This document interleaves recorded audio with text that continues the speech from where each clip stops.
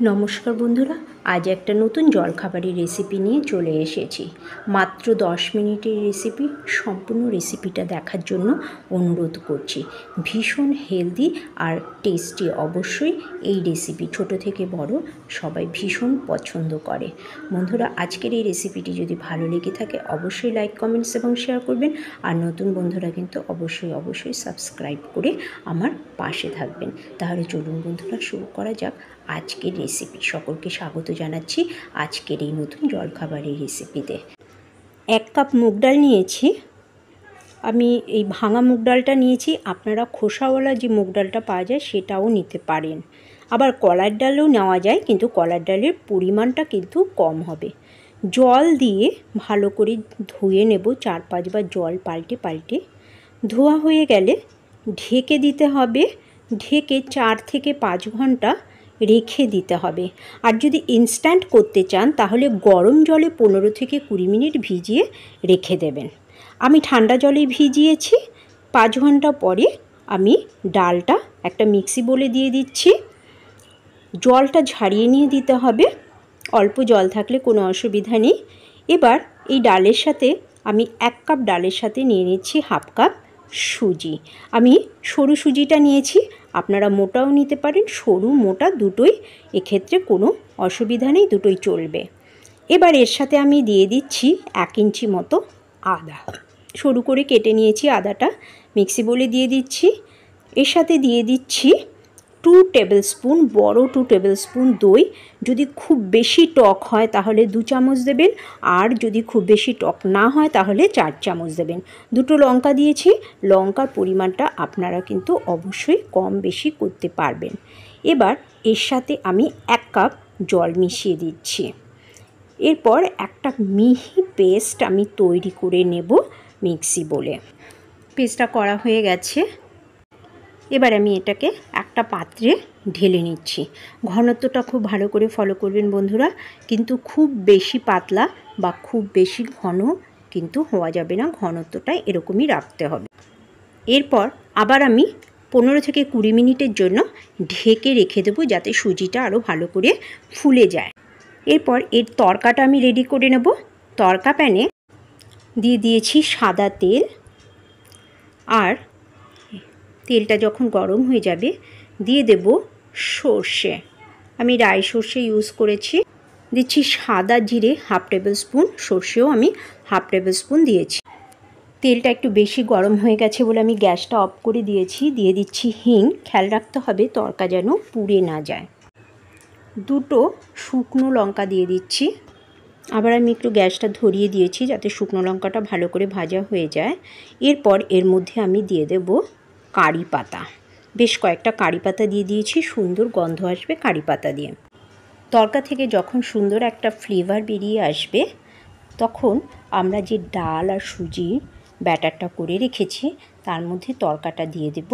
কিন্তু আমি শুকনো লঙ্কাটা দিচ্ছি না, শুকনো লঙ্কাটা তুলে রাখছি। কারণ আগে আমরা লঙ্কা দিয়েছি, শুকনো লঙ্কার ফ্লেভারটা এবং ঝাঁঝটা কিন্তু তড়কার সাথে মিশে গেছে, তাই আমি শুকনো লঙ্কাটাকে সরিয়ে দিলাম। এবার তড়কাটাকে আমি আমার এই ব্যাটারের মধ্যে দিয়ে দিচ্ছি। এবার আমি ব্যাটারের সাথে তড়কাটা ভালো করে মিশিয়ে নেব। একটু টাইম নিয়ে ব্যাটারটাকে মিশিয়ে নিতে হবে তড়কার সাথে। একটু ভালো করে ঘেটে নিলে বেশি ভালো হবে। তার মধ্যে এবার দিয়ে দিচ্ছি স্বাদ মতো লবণ।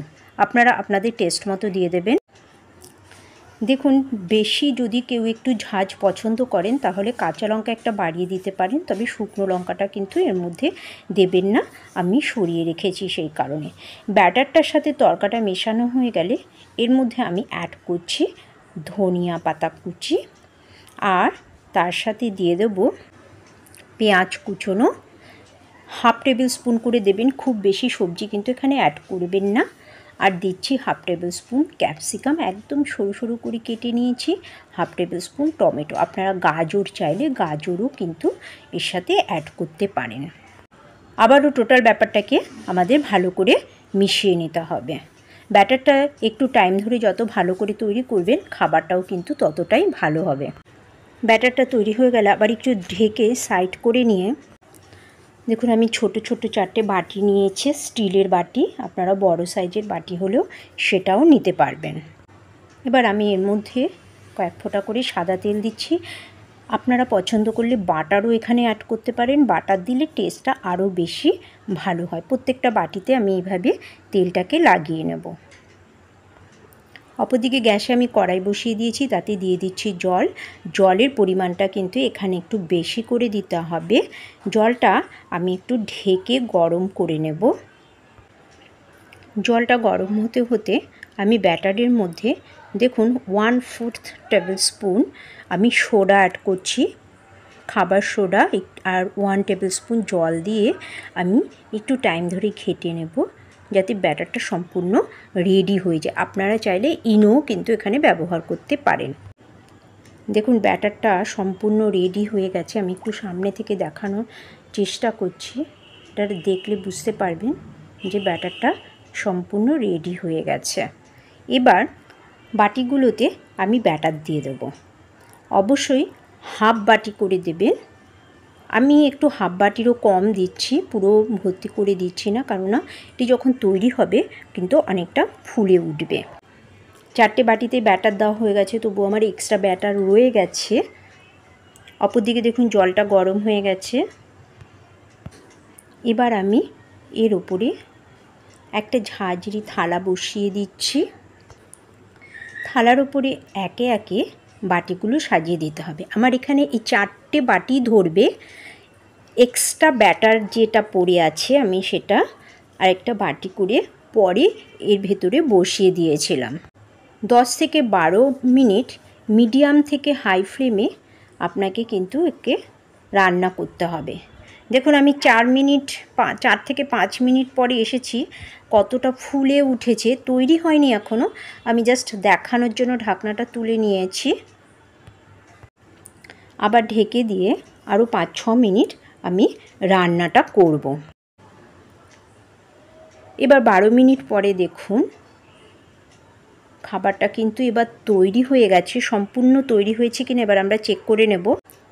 একটা টুথপিক দেখুন আমি দিয়েছি, একটু গায়নি, পুরো পরিষ্কার টুথপিকে একটু লেগে যায়নি, তার মানে খাবারটা সম্পূর্ণ তৈরি হয়ে গেছে। এবার আমি নাবিয়ে নেব। নাবিয়ে ঠান্ডা করে নিতে হবে সম্পূর্ণ।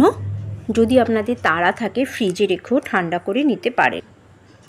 ঠান্ডা হয়ে গেছে। দেখুন গরম অবস্থায় তুলতে গেলে কিন্তু ভেঙে যাওয়ার চান্স থাকে। এবার একটা চাকু দিয়ে হালকা হাতে চারিদিকটা একটু এভাবে আলগা করে নিতে হবে।